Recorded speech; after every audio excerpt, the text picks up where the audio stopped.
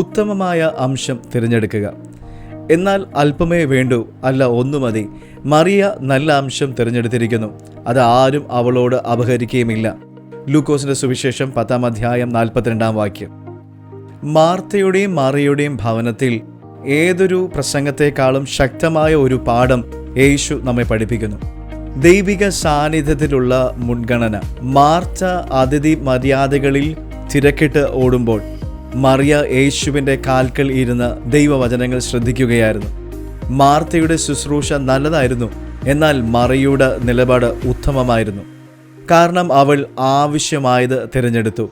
യേശു മാർത്തയുടെ ജോലിയെ ശാസിച്ചില്ല. യേശു അവളുടെ ഹൃദയത്തെ തിരിച്ചറിഞ്ഞു. ഏറ്റവും ആവശ്യമായ ഒരു കാര്യം ദൈവമായുള്ള അടുത്ത കൂട്ടായ്മയാണ്. നമ്മുടെ തിരക്കേറിയ ജീവിതത്തിൽ ശുശ്രൂഷയിൽ പോലും കടമകളാൽ ശ്രദ്ധ തിരികുകയും യേശുവിനോടൊപ്പം ആയിരിക്കുന്നതിൻ്റെ സന്തോഷം നഷ്ടപ്പെടുത്തി കളയുവാൻ എളുപ്പമാണ്.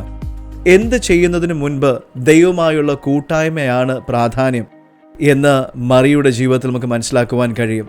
സങ്കീർത്തനം 27:4 ഞാൻ യഹോവയോടൊരു കാര്യം അപേക്ഷിച്ചു, അത് തന്നെ ഞാൻ ആഗ്രഹിക്കുന്നു, യഹോവയുടെ മനോഹരത്വം കാണുവാനും അവൻ്റെ മന്ദിരത്തിൽ ധ്യാനിക്കുവാനും എൻ്റെ ആയുഷ്കാലമൊക്കെയും ഞാൻ യഹോവയുടെ ആലയത്തിൽ പാർക്കേണ്ടതിനും തന്നെ. മറിയ തിരഞ്ഞെടുത്ത അതേ ഉത്തമമായ അംശം ദാവീദും ആഗ്രഹിച്ചു, ദൈവത്തിൻ്റെ സാന്നിധ്യത്തിൽ വസിക്കുവാനും ദൈവവചനത്തിൽ നിന്ന് പഠിക്കുവാനും തന്നെ.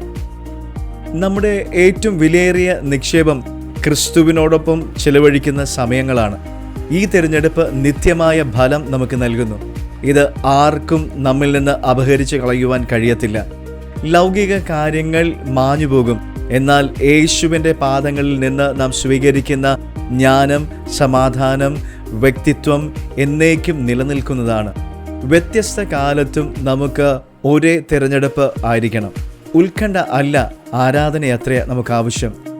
ശ്രദ്ധാഭംഗമല്ല, ഭക്തി അത്രേ നമുക്ക് ആവശ്യം. മറിയെ പോലെ നാമും ഓരോ ദിനവും ഉത്തമമായ അംശം തിരഞ്ഞെടുക്കണം. ദൈവ സാന്നിധ്യത്തിൽ ജീവിതത്തിൽ ഏറ്റവും അത്യാവശ്യവും ശാശ്വതവുമായ നിധി നാം കണ്ടെത്തും. God bless you.